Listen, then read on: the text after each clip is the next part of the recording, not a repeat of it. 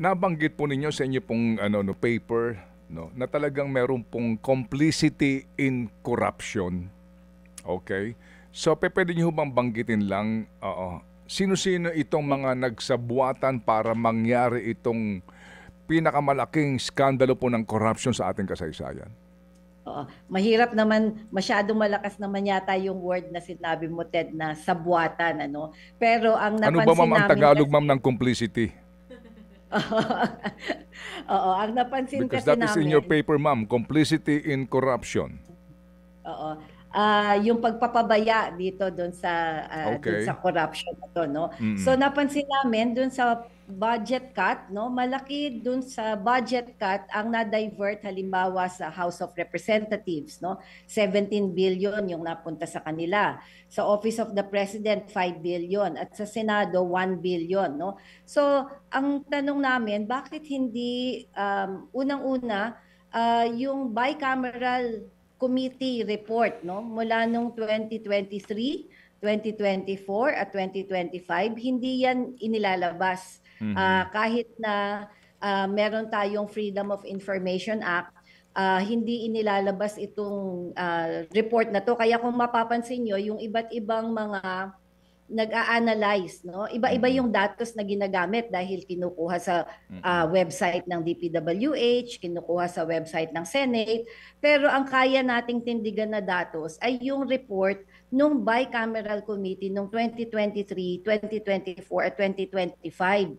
Dapat makita natin yun. So kaya sabi namin, may complicity dito, may pagpapabaya at pinapabayaan ang corruption dahil nga dapat inilalabas sa publiko itong mga datos na to para makita natin yung extent ng diversion, yung extent ng budget cut, no, dun sa mga ahensya. Kasi itong mga datos na nakita namin, open source lahat ito, no. So pag nakita siguro natin yung official data ng bicameral committee, baka mas malaki pa yung makita natin.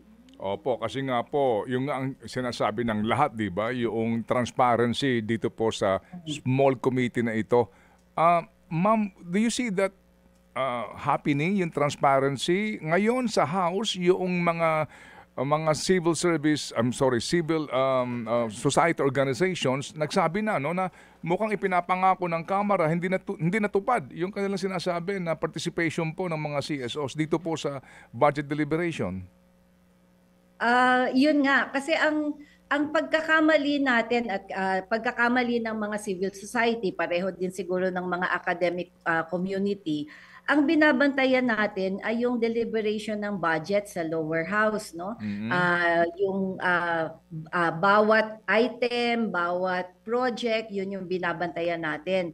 Tapos kasi yung budget ng lower house at saka ng Senado, pinag-merge yan ng bicameral committee. Usually, yung bicameral committee, technical committee yan dahil hina-harmonize niya yung dalawang datos ng upper house at lower house.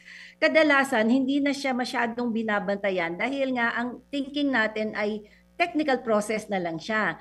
Pero diyan nangyayari yung maraming insertions, no? Diyan nangyayari yung mga budget cut or nadadagdagan, nababawasan. So yan yung talagang kailangang bantayan ng mga civil society dahil kahit pa sabihin na naging transparent naman ang lower house at ang upper house doon sa budget deliberation. At totoo naman na transparent dahil open to the public yung lahat ng mga hearing na yon, no? Ang hindi open at hindi transparent ay yung bicameral committee. So yun yung kailangan nating singilin at yun yung kailangan nating hingin ng datos. Yun din yung kailangan nating upuan or magkaroon ng espasyo yung civil society dito sa bicameral committee na ito. Mga kapatid, brothers and sisters, saan ka pa? Dito na tayo sa totoo. Dito na tayo sa True FM. Mga kapatid, mag-subscribe and follow po kayo sa social media accounts ng True Network PH. Yan po kami, hanapin nyo lang True Network PH, Facebook, Instagram, YouTube, TikTok, and podcast. Mapa Apple or Spotify man yan, mahahanap nyo kami. Lahat ng mga napapanood at napapakinggan nyo po sa programa, nasa social media accounts namin yan. So paano mga kapatid? See you sa social media!